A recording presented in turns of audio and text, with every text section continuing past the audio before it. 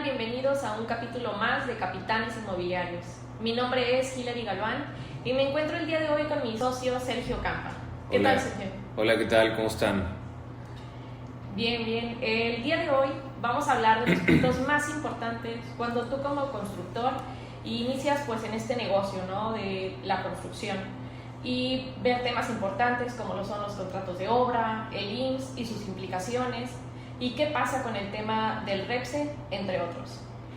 Bien, platícame, Sergio, los contratos de obra pueden llegar a ser un tema hasta incómodo a la hora de firmar, ya que hay que entrar en detalle sobre todo en las cláusulas, ¿cierto? Correcto.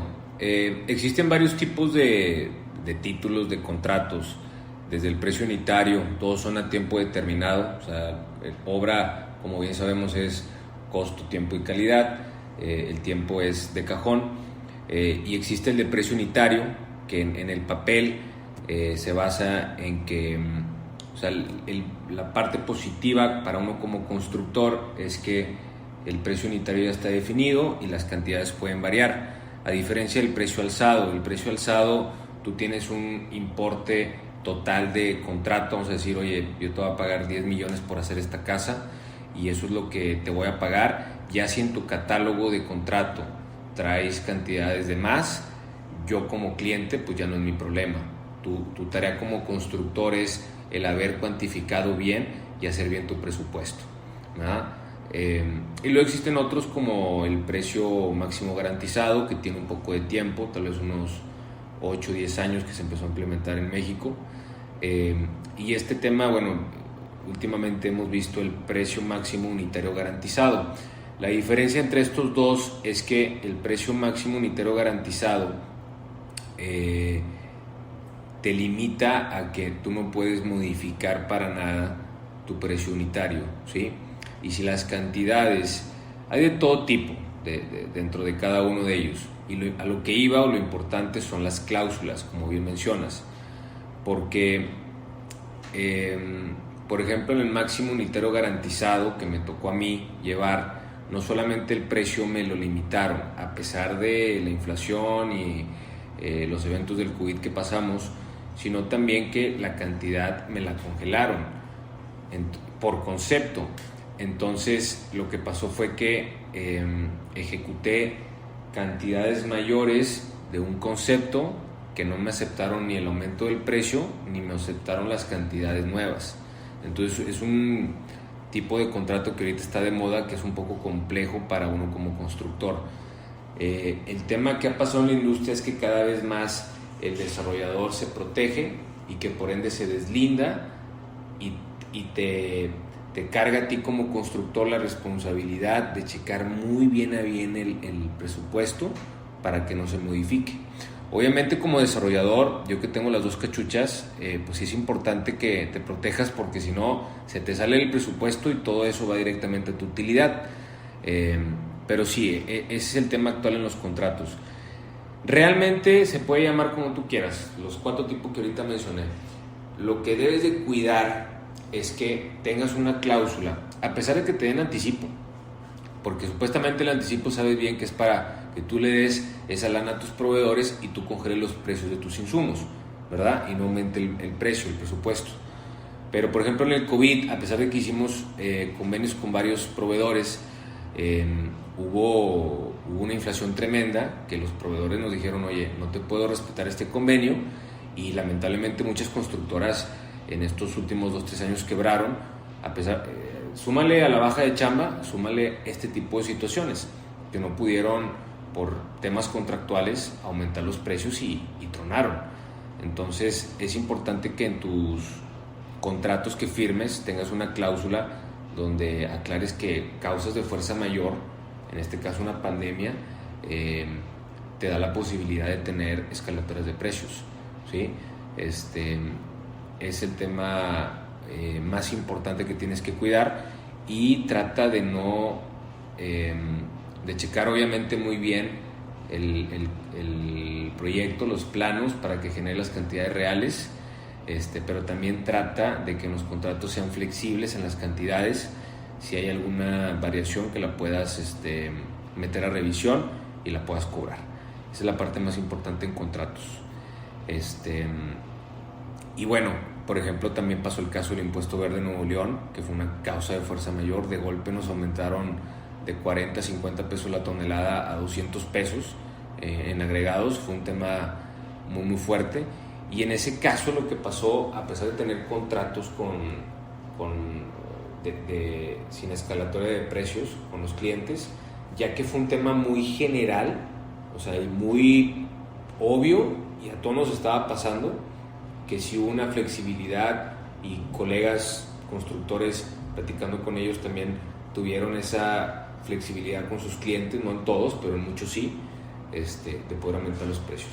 Entonces, los últimos 2-3 años ha habido situaciones muy particulares que se nos han presentado, y el tema de que, repito, causas de fuerza mayor, donde incluyes también impuestos no proyectados, ¿verdad?, de dependencias gubernamentales, y que te permita la escalatoria de precios.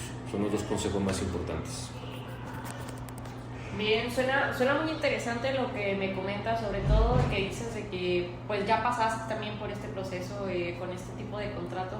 ¿Cómo fue que lo solucionaron en obra, el hecho de que hayan tenido este contrato, y junto con lo del COVID, ¿no? Este detalle de cómo salir de esa complicación de que suben los precios de los materiales, si ustedes están en obra, pues la obra no puede parar? ¿Cómo fue que solucionaron? Pues realmente hubo algunos, depende del cliente y depende de tu situación financiera, o sea, son muchos factores, porque si tú tienes un muy buen cliente que nunca se atora en pagos, y que es rápida la resolución de conflictos y te deja trabajar y demás, y te tocó un contrato que lamentablemente tú sabías de un inicio, porque nosotros nos manejamos mucho de pedir anticipo y realmente pagar a los proveedores como debe ser, y hubo una pérdida de convenios, en ese caso pechugamos, dijimos, pues prefiero perderle lana a este proyecto porque es un buen cliente y porque sé que en los siguientes voy a tener la utilidad que he tenido en los anteriores con él. Si es un cliente muy conflictivo o que tiene una fama un poquito más comprometida y demás, y depende del sapo, para no hacerte la larga, o sea, qué tanto quieres cuidar un cliente, y qué tanto quieres, pues ahora sí que irte a otras instancias con un cliente. Uno como constructor y como cualquier prestador de servicios tratas de no llegar a esas instancias, que de hecho no llegamos a ninguna con ningún cliente, pero ese es el tema, o sea, ser consciente de a quién estás dando el servicio para ver qué tanto puedes tú estirar la liga o qué tanto puedes tú apechugar ahí el aumento de precios. Claro, porque mencionas que algunos de los proveedores tuvieron flexibilidad con ustedes, con esto del aumento de los precios. ¿Con tu cliente ahora hacia ti fue igual o fue difícil? Hubo de todo. Son como personalidades, cada empresa maneja cierta personalidad, hay unas más flexibles que otras, pero en general no hubo mucha apertura al aumento sobre todo en la etapa del COVID. Ya en la etapa del impuesto verde sí hubo muchísima más disposición de los clientes, porque fue un tema muy general y o sea, hizo mucho ruido, entonces toda la industria se enteró de eso. Bien. Pasando a otro tema, a otro dolor de los constructores, sobre el tema del IMSS, tiene varias implicaciones, ¿no? Sin duda, es un tema importante y que dentro de tus costos tienes que considerar. Nosotros manejamos un despacho externo que nos apoya con toda esa parte. Se ha vuelto mucho más complicado de hace unos 7-8 años para acá. Era mucho más sencillo. ¿Cómo funciona al día de hoy? Sigue siendo un CIROC. El CIROC, bueno, es un documento ante el IMSS donde tú das de alta la obra, donde dice al IMSS qué tipo de obra, qué tamaño, qué nivel de acabados vas a construir, y en base a eso el IMSS hace un cálculo de cuánta mano de obra debes tú de registrar, o sea, cuánta mano de obra te implica hacer esa obra, y por ende calcula cuál debe ser la cuota que tú debes de cubrir para ese proyecto. Y ese documento tú lo abres y tú lo cierras, donde lo das de alta con el valor del contrato, es el respaldo, el contrato, donde tú le dices cuánto va a valer el proyecto, y la baja es una vez que cubres tú todas las cuotas que el IMSS te dijo que debes de cubrir.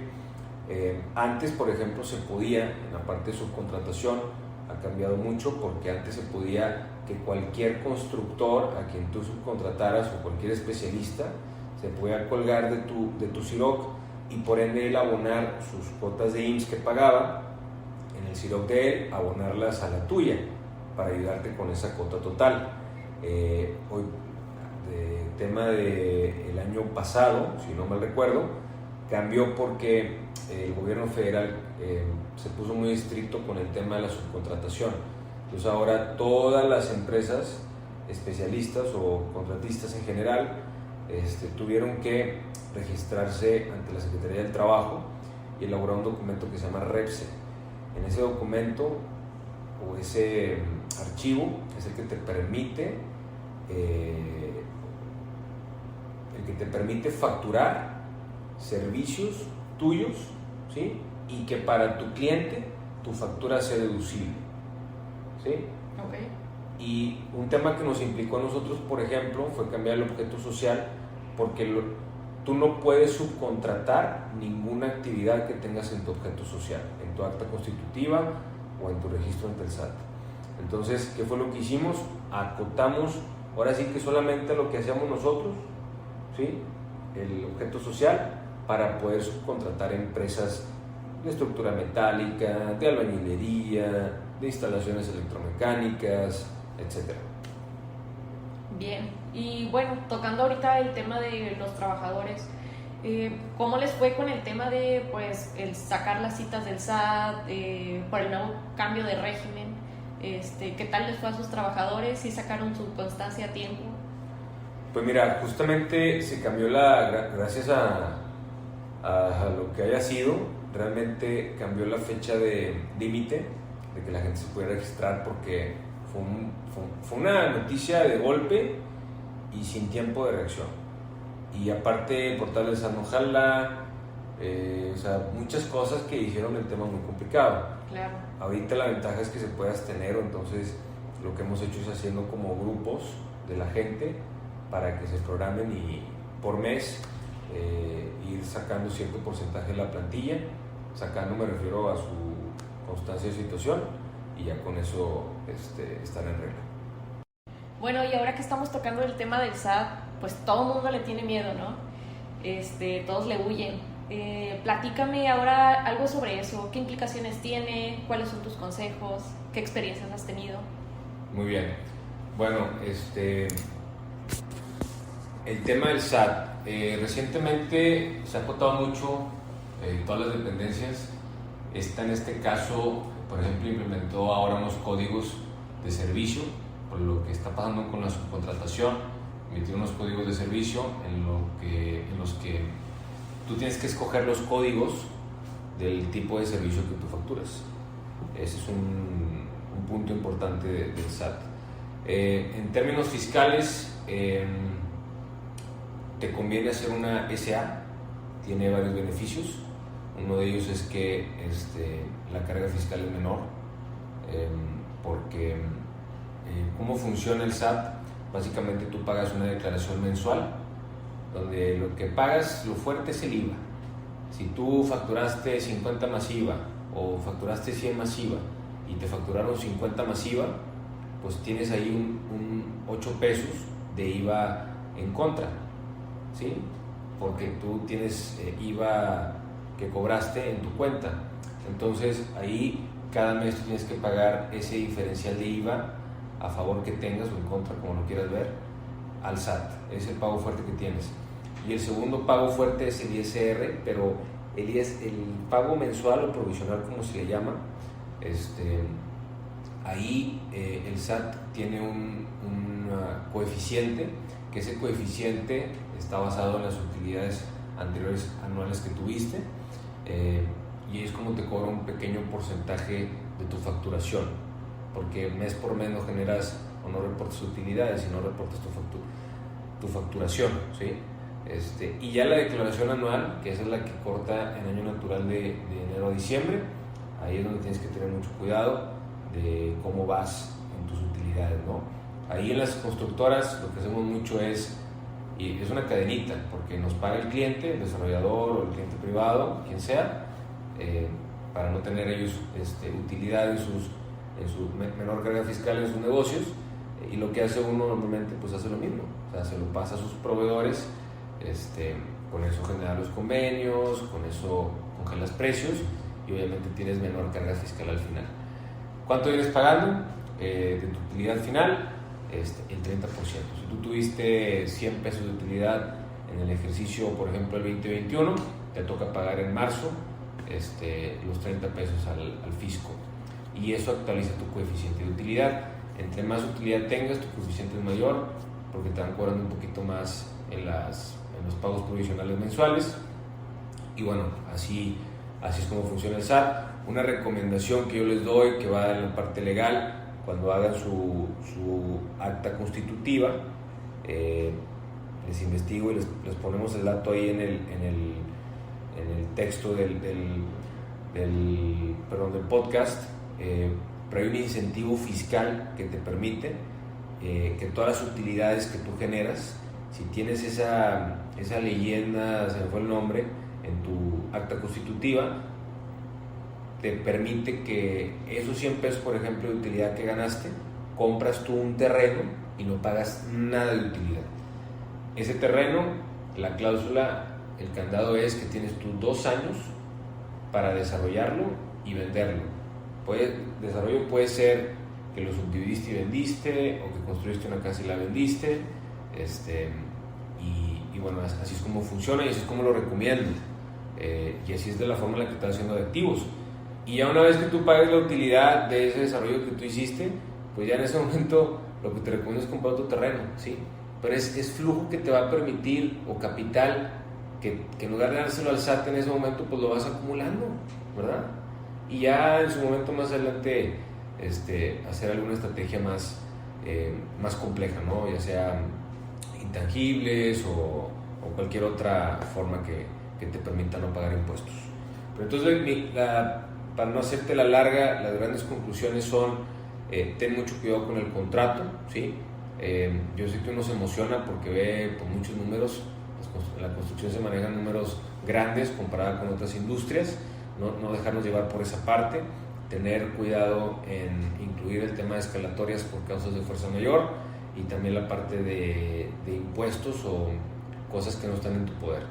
En la parte del IMSS, sí tenerle mucho respeto al IMSS. Tiene capacidad de congelarte las cuentas en cuestión de semanas si no cumples con lo que nos piden. Y como empresa, tener cuidado con el objeto social, de no abrirla demasiado si es que tú subcontratas, ¿sí? Porque vas a tener un problema ahí. Y por último, pues la parte del fisco. Recomiendo un fiscalista. Una cosa es un contador, hay de todo, hay gente que presta servicios integrales. Yo recomendaría un contador que te lleve la contabilidad, que te ayude con la facturación, conciliaciones bancarias, las facturas de los proveedores y demás. Te recomiendo un despacho también legal, obviamente, que te ayude con la parte de contratos, que te lean, que te mastiquen ese idioma abogado que hay en contratos y te lo pongan te lo expliquen a ti en un lenguaje que se pueda entender fácilmente. Un fiscalista, que es diferente a un contador, él es el que lleva las estrategias fiscales. En su momento lo podemos ayudar en dudas que haya, y bueno, básicamente esos son mis consejos. Bien, Sergio, nos quedamos con tus recomendaciones y esperamos que puedan ser de mucha ayuda y que puedan sobre todo aplicarlas. Me queda claro que pues es un tema que hay que ponerle mucha atención, mucho ojo, y pues sí, más que nada aplicarlos. Muchas gracias por estar aquí el día de hoy. Igualmente.